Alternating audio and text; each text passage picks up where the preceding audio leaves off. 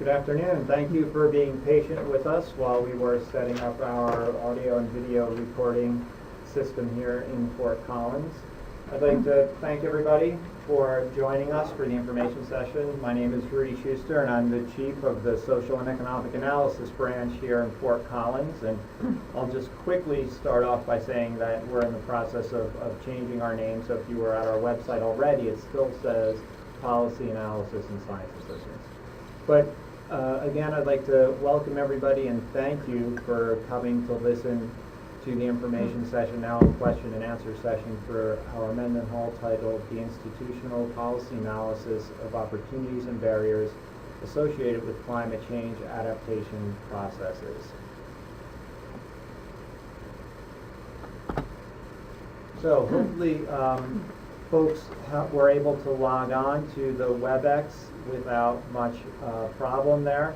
If you're not actually connected to the WebEx, that's fine. It's just for purposes of showing some text and some images of what's up there. I'm sure that if you're not on, you can get by with just the audio recording. We're also, as I said, recording this so you can look at the internet later and be able to see the slides if you're interested.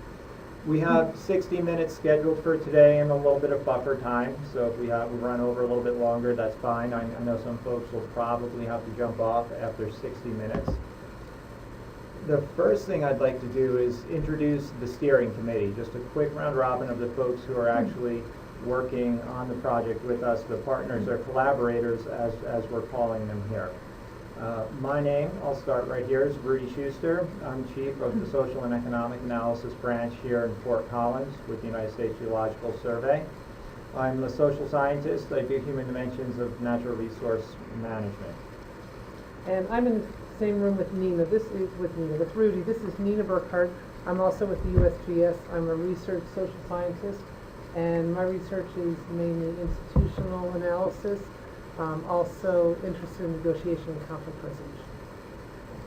And Shannon, are you online? I am, yeah. Hi, this is Shannon McNeely. I am a research scientist at College University in Ontario in the Research Ecology Lab, and I help lead the Adaptation Science area for the Mendenhall Science Center. I am an interdisciplinary social scientist, so I have a faculty affiliation in the anthropology department and also a background in ecology and climatology. So I focus on climate adaptation and vulnerability in social and social ecological systems, mainly in the context of natural resource management. Thanks. And Jeff? Yeah, hi. I'm Jeff Morrison. I'm the director for the North Central Climate Science Center. I've got a slide later with more details on that, but interested in collaborating with Fort on that. Stop there. Great. Just a quick overview of what we're going to be doing today. We're going to talk maybe 20, 30 minutes or so, giving an overview of the project and the details associated with it, and then have hopefully at least 30 minutes open for question and answer period. The first thing that we're going to do is give an overview of the program and partners meaning the collaborators that you were just introduced to. We'll talk about the project itself and some of the details associated with that. We will talk about some of the administrative and procedural considerations associated with the project and the proposal writing process, and we'll open it up for questions and answers. With that said, I think it's time for us to jump right in with Nina. No, wait. Sorry.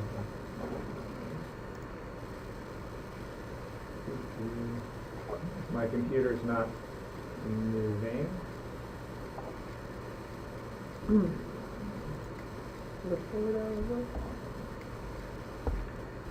Okay, I'm sorry. There we go. A little bit of technology issue there. And not jumping over Nina. First, we're talking about the project and partners, and that's myself right now talking about the Social and Economic Analysis branch in Fort Collins. We're a group of social scientists with the United States Geological Survey, which is, as most of you probably know, a natural resource science or natural science-based organization. So we're social scientists who work within the context of natural resource management and decision making. We divide our branch into 4 general science thrusts, as we call them, and we have folks working in all of those areas. The first one that we like to talk about is the economics and ecosystem services, where we have people who are doing both market and non-market economics there. So the non-market being traditional ecosystem services, trying to estimate some very interesting things. For example, recent projects we're estimating the ability of the Everglades National Park to sequester carbon and the economic value of that.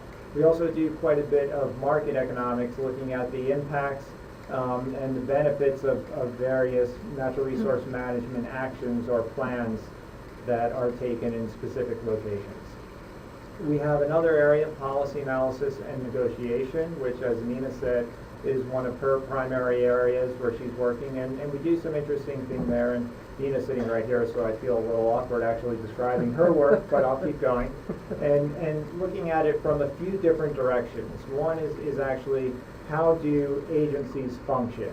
So you can ask questions, if an agency has a program that it's administering, how does that agency function within that program to effectively apply science and apply decision-making skills? There's also an entire area of looking at actually just policies and how they're implemented to make natural resource management decisions, as well as offering negotiation training. Nina does quite a bit of work in looking at the negotiation process and doing research there and applying that research to actually offering training in the context of natural resource management negotiation to professionals in the field. The third area is human dimensions of resource management. There's quite a bit of what you might consider traditional forms of social science occurring in that area, where we do visitor management surveys, folks who might be actually visiting natural resource or recreational areas. We do a lot of the social assessment kind of work, trying to understand what are the impacts of various decisions that might occur.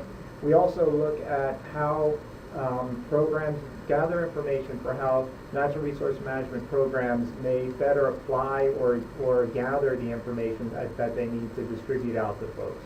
And an example of that may be looking at how Landsat satellite imagery is used, who's using that image, what the demand for that kind of scientific information is, or that imagery is, and giving that information back to the folks who run the Landsat program. The fourth area is agricultural practices, and that's where we're actually talking about how conservation reserve programs and other agricultural-based programs are applied and carried out. And there we're truly blending natural resource management and decision-making together. So, for example, farmers may be enrolled in a conservation reserve program to keep cropland out of rotation for pollinator habitat, and we're working to try and understand what the effectiveness of those programs are, and trying to give that information back to the Conservation Reserve Program, whether it's Department of Agriculture or within other Department of Interior agencies, to help them effectively manage those programs. So we have a mix of people from political scientists, economists, straight up social scientists, whether it's sociology or anthropology, and as well as some other natural science-based folks in agricultural practices, truly integrating social and economic and ecological sciences.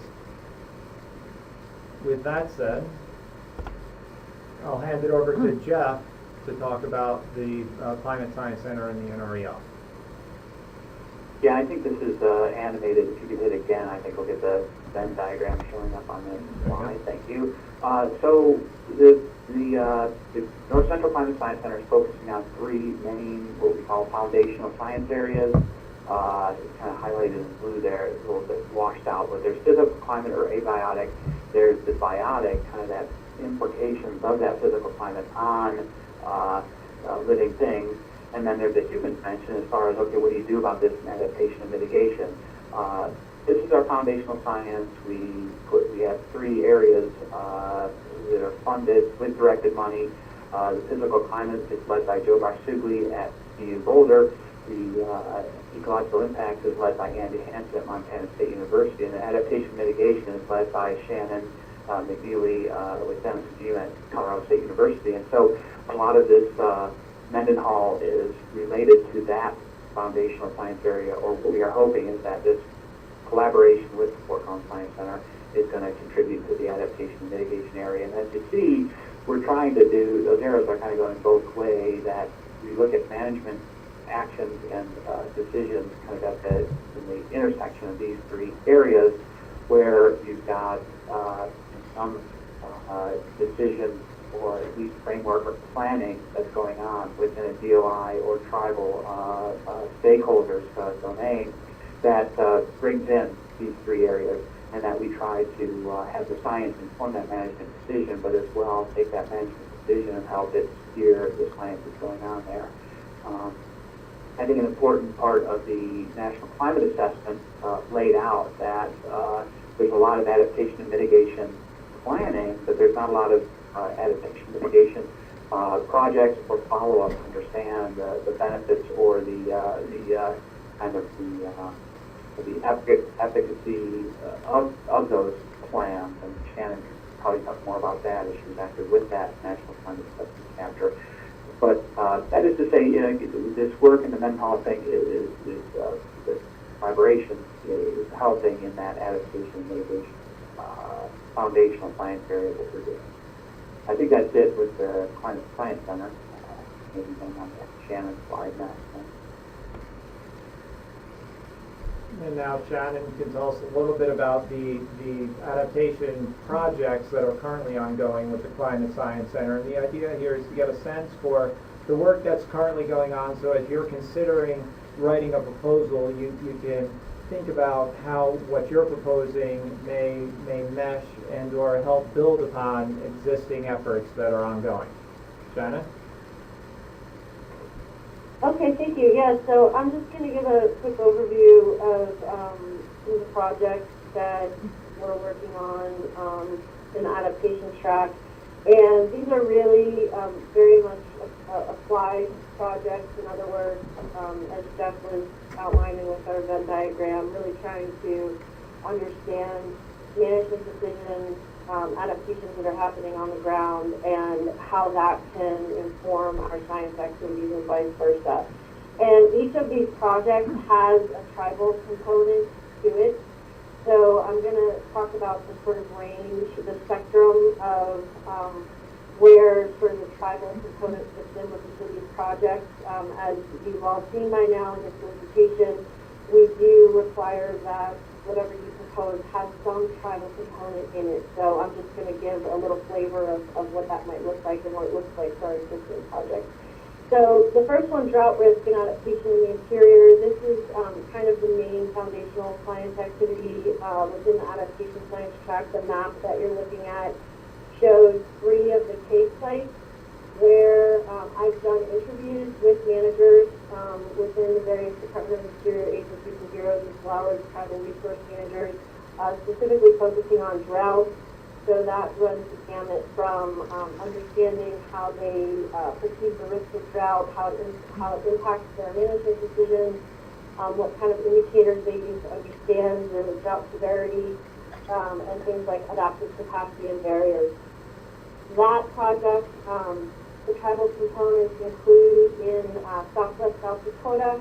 I did a handful of interviews with tribal resource managers at Pine Ridge Reservation and Rosebud Reservation, so those were just a few interviews within a broader data set of interviews with managers across the various agencies and bureaus.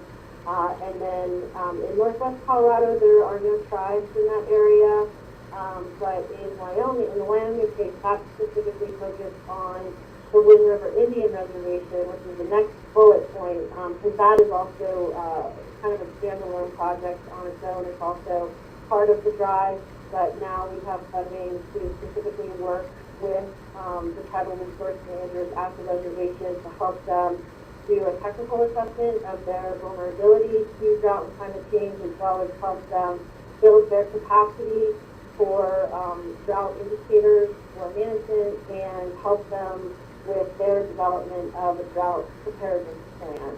So that project in particular is fully a tribal project, working very, very closely with the tribal managers themselves and a host of other university and federal and state agency partners. The next project is the Intertribal Buffalo Council Project, ITBC. That project, we are supporting ITBC, which is headquartered in Rapid City, South Dakota, but they have 58 member tribes throughout the entire United States. Their mission is to help tribes with bison herd management and particularly the introduction of bison. They have a big USGS drought adaptation grant, and we are helping them implement that grant with doing some capacity building and helping develop trainings and conducting surveys of their bison herd managers. And then lastly, a new project that we're developing, also in collaboration with support with Rudy and Nina, is this last one, the Colorado BLM Climate Change Adaptation Strategy.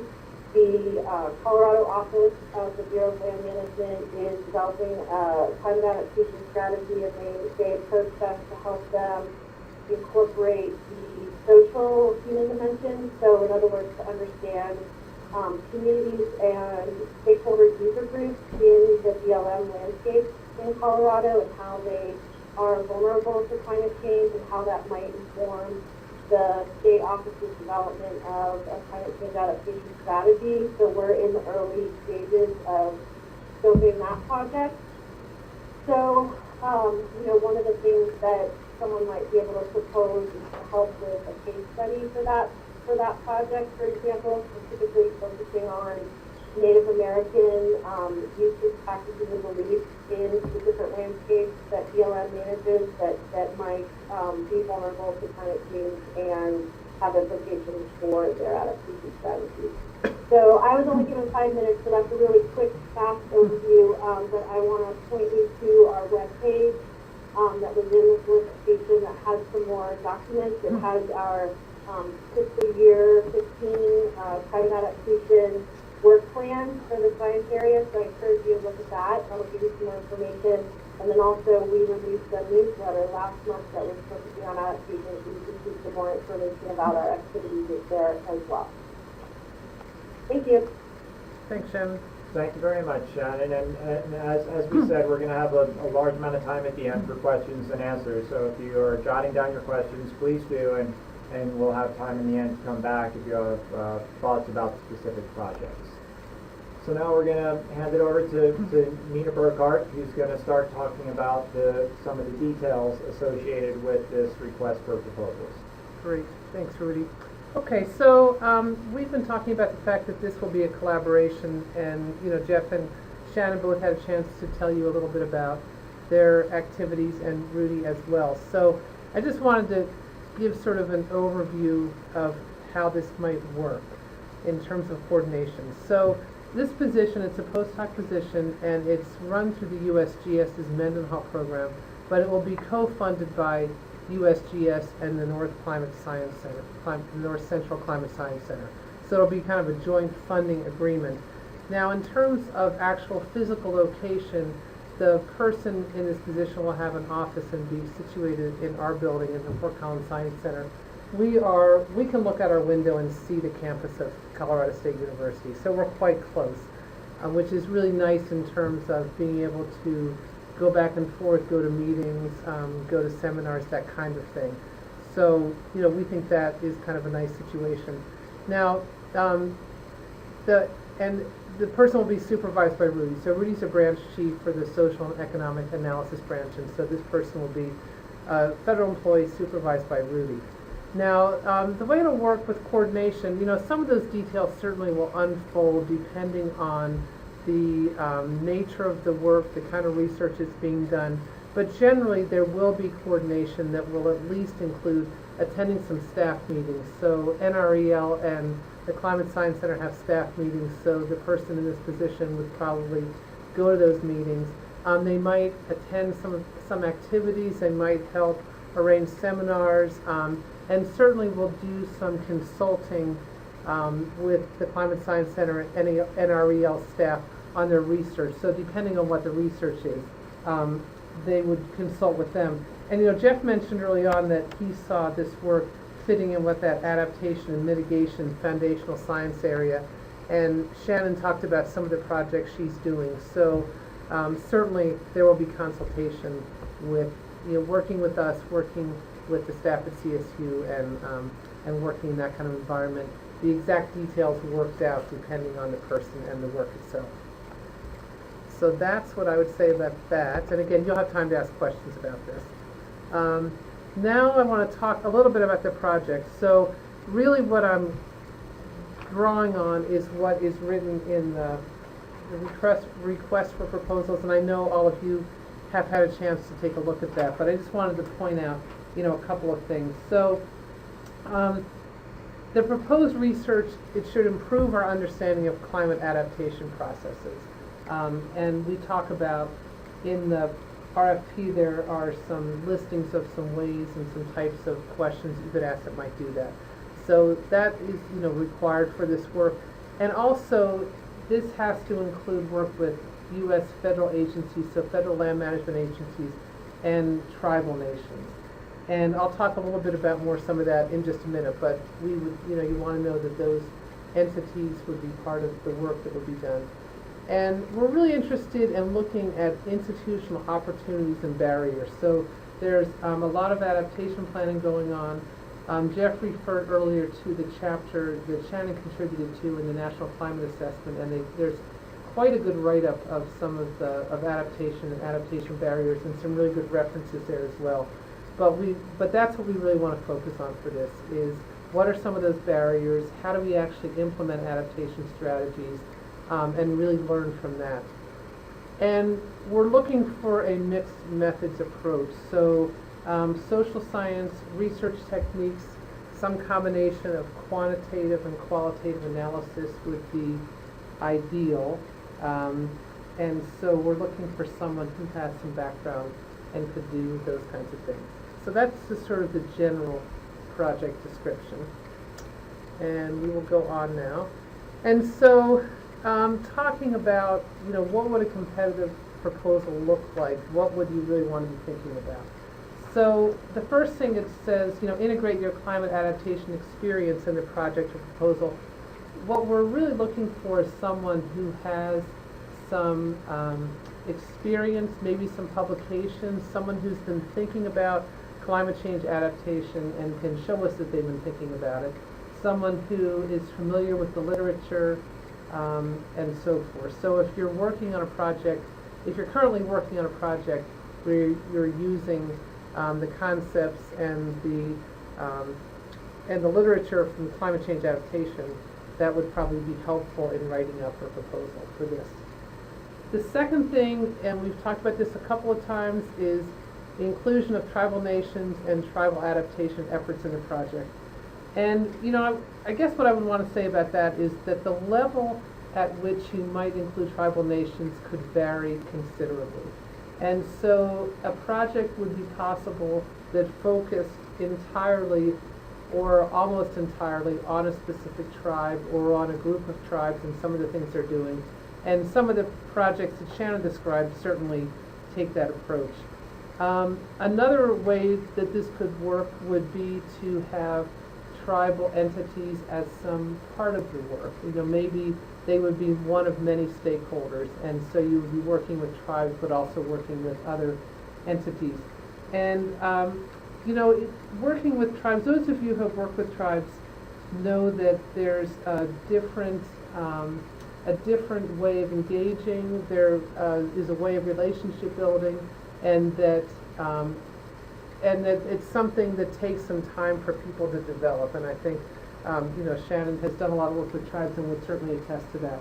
And some of you perhaps have as well. So I guess I would say it would be, if you want to propose something that involves very intensive and very extensive tribal engagement, you should be able to demonstrate that you have some experience doing that. If tribes will be one of many entities, then probably you could be given some assistance as the project unfolded in making some of those connections and working with tribes. But if you want to focus specifically on tribes, it would be really beneficial if you have that experience already. So I would say that about that. We can talk about that in questions as well if you like. And then the other thing is that we're sort of looking for this balance so that you can contribute to this larger body of knowledge, contribute to the literature, contribute to what we know about climate change adaptation, but also help people on the ground make decisions. So we have managers and tribes and different entities who are needing to make decisions about adaptation, and we're really looking for some research that will help people to think about that. So sort of this balance of advancing the theory and coming up with some applications. And we should tell you too, this last bullet here that says the USGS serves the nation and so forth, we as the USGS, we're a science agency. We don't manage land, we don't own land, we don't have any regulations, we really don't tell anyone what to do. So the limit of it for us is that we can provide information to people so that they can make better decisions.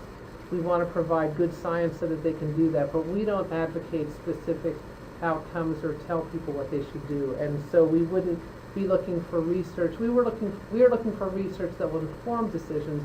We were not looking for research that will tell people to do or not do specific things. And again, you can ask questions about that if you like.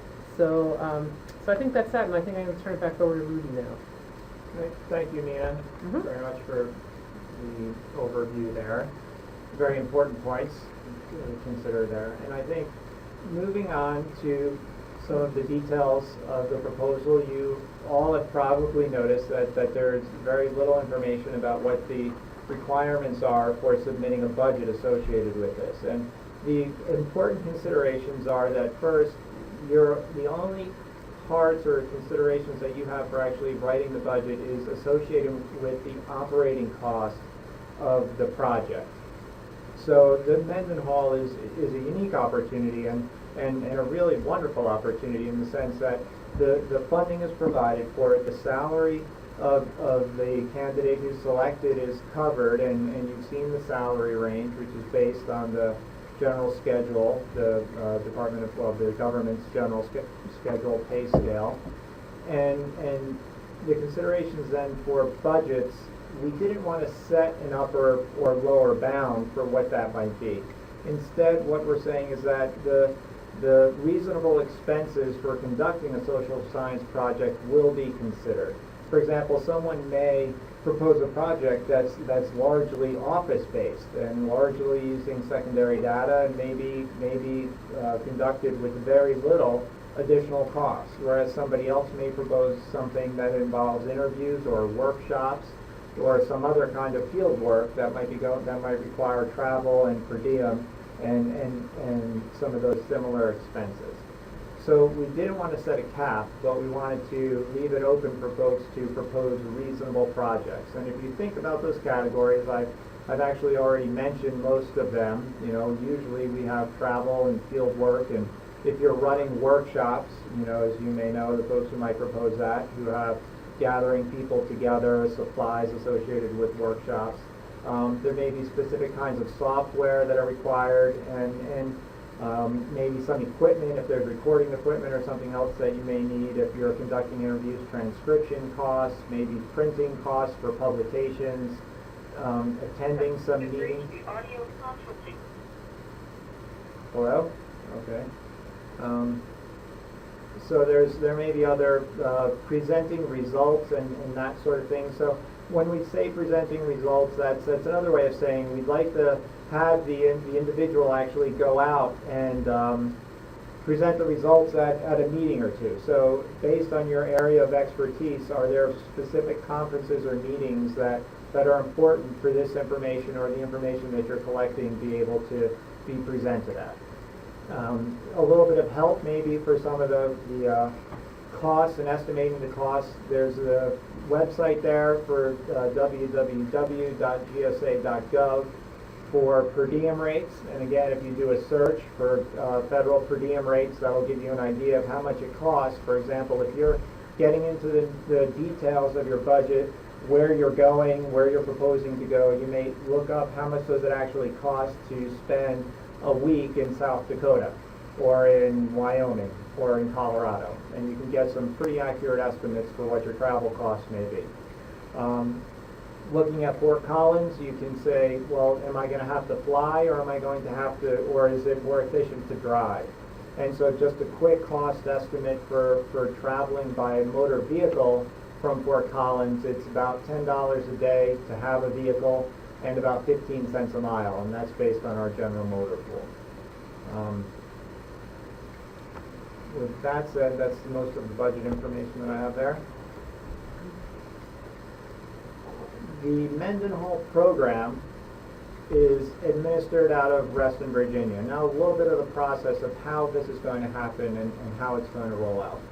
The Mendenhall program, as I said, is a very unique opportunity, and what we're essentially doing is hiring a postdoc for 2 years and allowing that person the freedom to propose a project that best suits their academic and professional background. What we're asking folks to do is to write a proposal as you would respond to any other request for proposals. During this process, we are here to answer questions for you and to work with you to a certain capacity to help you craft the best proposal that you can. With that said, we have to be fair in how we respond and what kind of information we're giving to any individual. So with that said, we leave it open that if you have questions after this meeting, we encourage you to ask for information and to ask your questions. However, knowing that we may be limited in answering some questions and making sure that we're not giving any individual an advantage over any other individual. So for example, just quickly, we can't necessarily read a proposal for you prior to it being submitted. But we'll be happy to work with you to find you information and provide answers to your questions. There's the Mendenhall website, which hopefully you've all seen there, which has the proposal, the request for proposals itself out there, as well as the application site. The USA Jobs website link is found on the Mendenhall website. And just a quick technical bit of advice, you can only access the USA Jobs application site from the Mendenhall site. So, for example, you can't bookmark the USA Jobs application site and then go back to it because it'll tell you that it's closed. There are 2 levels of review for the proposals. One first level review is conducted by the steering committee, which you're speaking to on the telephone right now. And we will review the proposals as well as the background and qualifications of the individual proposing the project. So we're looking at what is the project being proposed and the methods and the technical merit associated with that proposal, as well as the individual's background to look at their, as Nina was saying, it's very important to have somebody who has a background in capabilities in climate adaptation, as well as the abilities to actually execute the project that's being proposed. There is also a second level review, which is conducted in Reston at USGS headquarters, or at that level, it's not necessarily at that location, by a panel of experts who are outside of the steering committee. And they will also review the proposals and make a recommendation for the project and the person who are put together. The final selection is actually made not by us, the steering committee, but it's made by the center director here in Fort Collins, as well as the director of the Mendenhall program. And with that said, we are very close to on time here, amazingly. We'd like to, well, first I'd like to say, do any of the steering committee members, would you like to add anything at this point, Jeff, Shannon, or Nina? No, I think I'd like to hear questions. I actually have a quick comment. This is Shannon. Okay. One is just related to your points about the review process and reviewing their proposal in relation to their background. You know, we're really looking for someone that can hit the ground running, so to speak. So just, you know, make sure that whatever you're proposing is something that you feel you have the expertise and the connections, et cetera, to be able to get started, you know, pretty quickly, once we start the postdoc. Related to that, I would recommend really doing homework on what kind of work in this area has been done in this region. And with that said, there's a lot of activities that are going on now that aren't necessarily public yet, in terms of being in the published literature or even being available to find easily on websites and so forth. So I really encourage you guys, if you're writing your proposals, to be getting in touch with the steering committee to make sure that what you're proposing isn't something that's already being done. There's been a lot of interview and survey work that's been conducted in the region, and we've already gotten a lot of feedback in terms of stakeholder burnout, and these aren't even necessarily projects that we at the CSC have conducted or that USGS has conducted, but researchers from outside the region who have come in and done a lot of survey work, et cetera. So just want to make sure that, what you're proposing isn't duplicating efforts, so to speak. So, thank you. Great. Thank you very much, Shannon. With that, we'd like to open up the floor to any questions.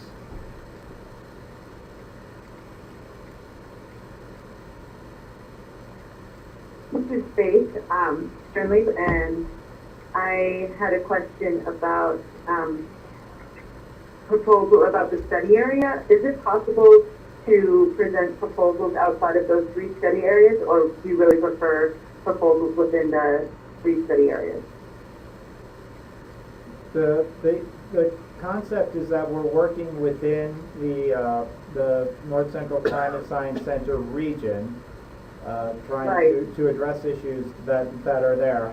However, with policy issues that there may be a crossover outside of those jurisdictional boundaries. However, the research, and Jeff and Shannon, please chime in a little bit here. The idea is that the work is relevant to the Climate Science Center jurisdiction, understanding that, sometimes policies, especially policies which are written and implemented at a more national level, do not only apply to that jurisdiction. I think Faith might have been talking about the 3 case study sites for Right. the dry project. Right. So, Yes. Rudy, can you flip back to the map on my slide? Yeah, I think the answer is no. And I think Rudy interpreted it as the 3 areas in the Venn diagram. So, Right. Oh, yeah. And I even- so think geographically the 3 study areas, yes. Yeah. So Okay. no, they don't need to be in those 3 areas. That was just to give you an example of where I've already done interviews. So the North Central region is all of the states, pretty much all of the whole states. You see this, the Kansas, Colorado, Nebraska, Wyoming, the Dakotas, and Montana. Can you stay on that slide, please? This is the map of the North Central Climate. Yeah. Yeah, so you can get to that website from, I believe, is that linked on our stuff on our? That's your website, Jeff. That's Right, I know, but is it easy to find? I know it's our website, but Yeah. can't tell what the URL is. Is it easy to find on the homepage? Yes, if you go to the About tab, it'll have a tab for map. Okay, so you guys can go to this page from our homepage, and you can see where the region is, and then the pink areas are reservations, and then there's also layers of different public lands that I think you can turn on and off as an outside user. But if you could go back to the slide again, maybe. I'm sorry, Shannon. Can you repeat that question? There was a question that was online where we were addressing. Can you go back to the slide that has the 3 case sites on it? Yeah, so these case study sites are these are ongoing projects. They're already in the works. You could propose something that's in one of those landscapes, and if it's a good fit for what the projects that are already happening, then that might be, a winning proposal. But you could propose something anywhere else in the region that has public lands and or tribal lands, and or tribal uses. So for the BLM project, for example, in the northwest, you see the Northwest Cape site, that's like the White Basin region.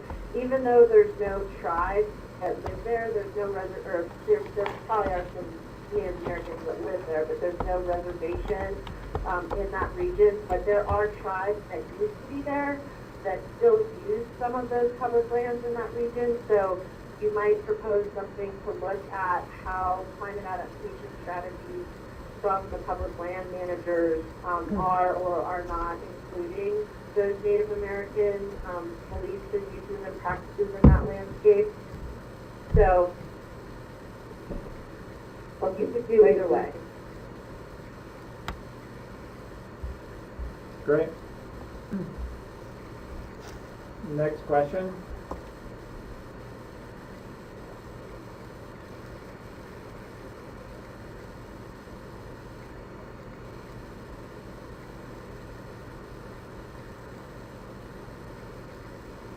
Okay.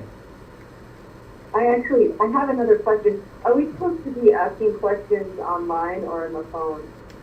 I think probably on the phone. I think the question that we had in the chat room was someone who was having trouble hearing us. With the telephone oh, line. That's yeah. all it was, sorry. Yeah. So we were we diligently could- typing numbers. We could do either, but I think we're sort of expecting to get them on the phone. Correct. Okay, great. I was just a logistical question, this is Dave again, about the budget. I figured, there are things that want to be covered by USGS, NREL, or the Climate Science Center, Central Climate Science Center. So I'm wondering what logistical things we need to include in our budget that may not be covered by those organizations versus those that are covered by the partners. So I'm guessing like there are a lot of logistics that would naturally be covered. Do you understand my question? Yeah, so what kinds of things are you thinking about, Faith? Well, I guess I'm, software, for example. For example, we're sitting there working at USGS is RGIS, and we would be, hopefully, that we wouldn't have to include the cost of getting ArcGIS because that's something that USGS already has. Exactly, and that's exactly what it is. So if you have questions about specific software or specific things that may be covered, that's the kind of question you can ask, and we can say, yes, of course, we have ArcGIS, and that's something that's on our servers that we have a site license for. There may be some software that we have in-house for, analyzing interviews data or that sort of thing that may be in-house, or maybe there's one that you know and work with on a regular basis that's very important to your work, and we may say, well, we don't have a license for that. That's something you may be able to propose. Okay, great. Right. That was my question. Right. Thank you. But, no, but normal things, there'll be an office, there'll be a computer, there'll be a telephone, so normal things like that are provided. Those don't need to go in the budget. Great. And can you hear, this is Jennifer Egan? Yes. Yes, we can. Okay, I just want to say thank you because I had questions and you answered them all. Yay. And now I basically have more specific questions that I think will be better suited as I go along the process. But everything that I was wondering was answered by this meeting. So Good. Well, that's good feedback. Thanks, Jennifer. Anybody else have a burning question? hi, I have another question. Oh, I'm sorry. Go ahead. Oh, hi, this is Cynthia. And my question has to do with the component that draws in tribes as stakeholders in our project. And so in crafting the proposal, I'm wondering what role our tribal connections could play in actually helping us draw up the proposal based on what these people are doing.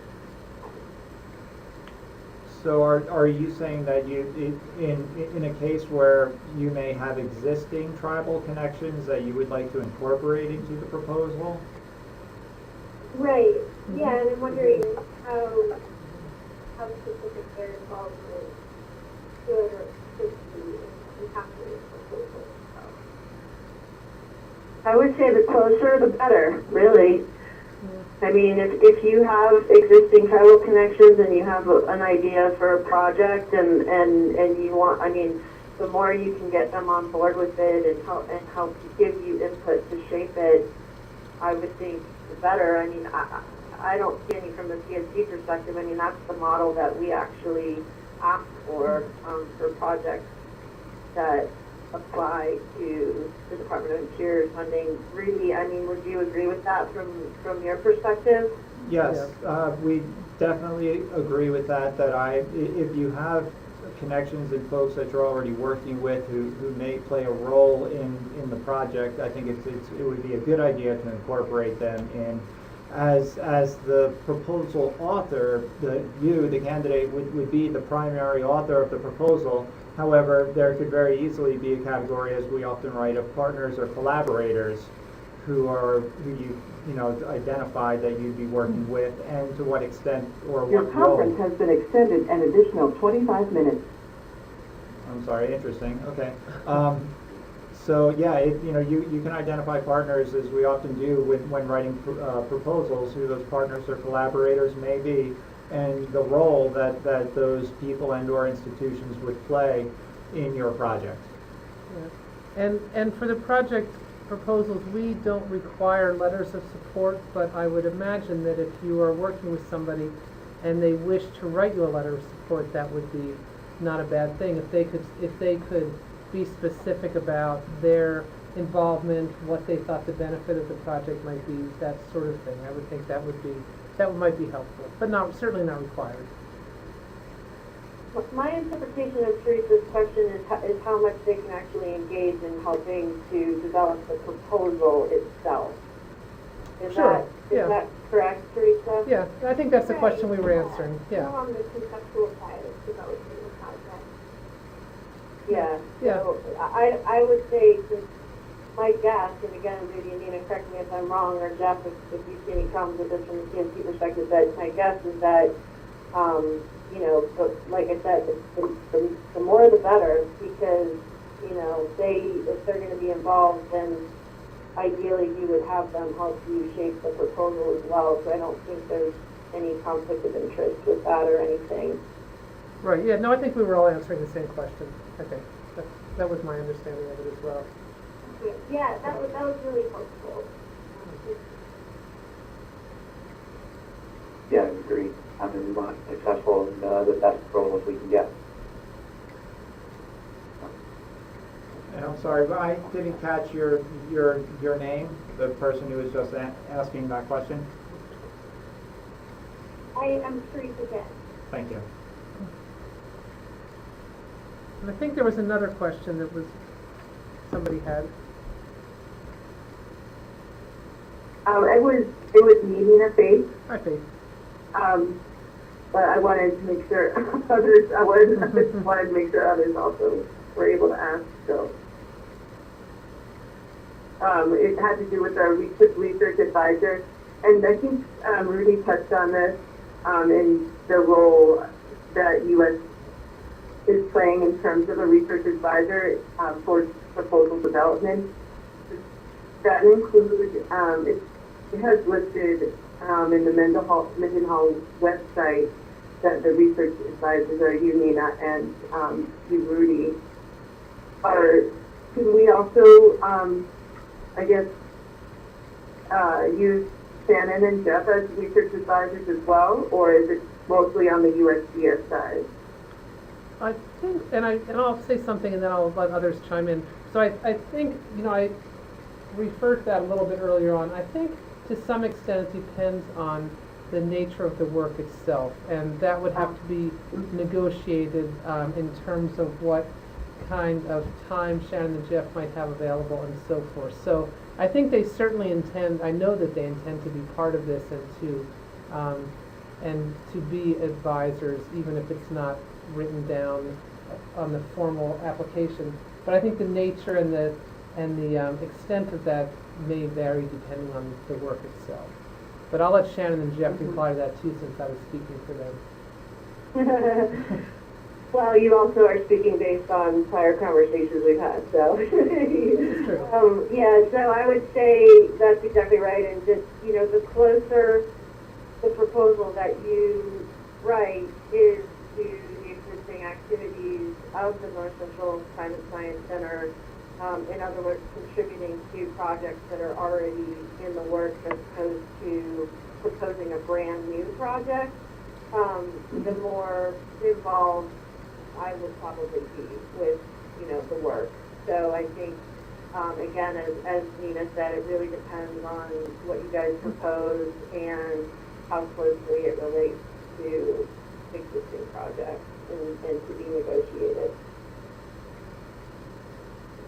And from a procedural standpoint, the way that the USGS Mendenhall program works is that there are research advisors identified within the program, and as you see from the announcement, both Nina and myself, Rudy, are listed as the actual advisors, and we are thinking of this more as a collaborative project, as well as Shannon and Nina have both been saying. Is that we want to work collaboratively on this to design a project that is going to contribute to the Climate Science Center existing efforts and plug into those where necessary. And another important thing is that the individual coming in does have the capabilities, to execute the project, work independently as necessary in order to execute that project and do that work. We're asking from a procedural standpoint that right now that Nina and myself are acting a little bit as gatekeepers right now. So as you come up with questions, please send them to Nina and myself, and then we'll field them out to the larger group, to both Shannon and Jeff, as necessary in order to respond to that. Great. And I would say also, Rudy, it might be the case, I guess, a question I would have, and this would be a good conversation for everyone to hear, is, how much flexibility does the postdoc have to sort of tailor what they've proposed based on subsequent conversations with the broader team? In other words, you're not 100% held to the letter of what you propose. So you might propose something that's really good, but then once you get in conversations with the steering committee, we find that it makes sense to maybe tweak it a little bit more, or do more or less or something. I mean, Rudy, does that sound also reasonable? In other words, they might not necessarily have to do exactly what they propose if we decide as a collective that it might need to be adapted a little bit. In terms of, what we're going to receive proposals from people that people are writing, and we're going to evaluate the proposals that are submitted from folks. And as we evaluate those proposals, we may see an opportunity for integration of what's proposed into current efforts or information needs by the Climate Science Center and by Department of Interior, which may require a little bit of, as you call, tweaking in order to make those information, to make them mesh more seamlessly. I mean, that may happen on the back end. But we are not necessarily going to be sending a proposal back for modification after it's been submitted. So we're going to be reviewing the work that is proposed and the curriculum vitae and the academic background of the individual, and assessing whether or not that individual has the skills to propose that project. I mean, so there is a fairly strict line of what's being reviewed. However, as we move forward, there is the opportunity to say, well, maybe if the population was slightly different that's targeted, maybe that's a more appropriate population. And as you said, Shannon, there are some populations that may have been oversampled. Well, it may be a really great idea that's being proposed, but maybe that particular population, as you said, is known to have been oversampled, so it might be, moving it from North Dakota to South Dakota. That's a hypothetical situation. Maybe there could be tweaks of that nature. Does that answer the question? Yeah, yep, more than enough, thank you. And this is Jeff. I was just going to ask, related to that question, I wasn't sure if it was like collaborating, working with the Climate Science Center or the board and Shannon and myself or others at the Climate Science Center prior to submitting the plan or after the plan. You mean you mean before the proposal's Yeah, submitted, Jeff? prior to the proposal versus, once the proposal, if the proposal was selected. I was talking about after the person is selected. Yeah, I think that's good, yeah. Right, so so to answer both I was just questions. trying to clarify the question to make sure that's what the question Hmm. was after. So, yes, I think, I was answering the question for after the proposal is submitted, that as Shannon was saying, there may be some suggestions for minor modifications to the research plan that's submitted. So yes to that question. And also yes to the question of, people should be asking questions in order to gather information to write their proposal on the front end before it's submitted. Yeah. Okay.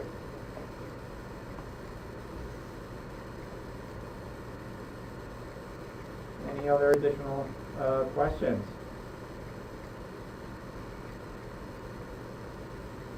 Actually, this is Anna, can I ask a clarification on that?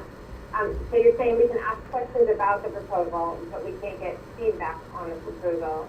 It's just that after the particular proposal that's selected, then there'll be feedback. Is that what I understood from this? So as you're formulating your idea, and you have questions while you're formulating your idea, please ask those questions. If there are, as Shannon said, there might be populations that are oversampled, or there may be areas that are of interest, so if you have ideas, please feel free to ask questions during your writing process. What I was alluding to is, for example, if somebody said, oh, I've written my proposal, can you read it for me prior to submitting it and tell me if you think it's a good idea, then that's too far. We can't go that far in terms of reviewing and providing feedback to that level. So we're here to help and provide information during the writing process. But as I said, we have to be fair and to everybody else in the process, and only provide, we wouldn't want to lead somebody along or provide guidance that was maybe, a little bit more than other people may have been getting. Mm-hmm. And if you have doubt about that, it wouldn't hurt to ask us a question. If we think we can't answer it, we'll just say, great question, we can't answer it. We probably wouldn't exactly say that. But if we think that the line has been crossed or could be crossed and it wouldn't be fair to other people, we would just tell you that. Yeah. And it's no problem. If you have questions, please ask them. Do not hesitate to ask questions. Right, and my point was just to say that since we can't give you the level of feedback, that you might need to better integrate it with the activities of the North Central Climate Science Center, for example. Just, know that you can have the flexibility, and ideally you are open and flexible enough that if there were some feedback we could give you once you were selected that might help make the proposal stronger or integrate it better with the CSC activities or other activities that are going on out there, that at that time, we would want to work with you to help do that.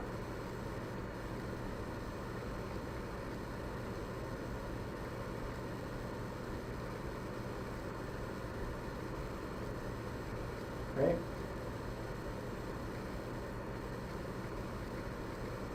Additional questions, comments?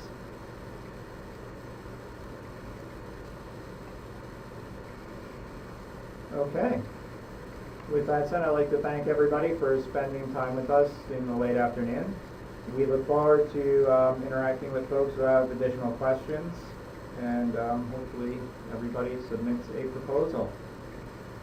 Have a Thank you. Have a great day. Yeah, thank you all. And thanks for the interest. Yeah, thank you. Thank you very much.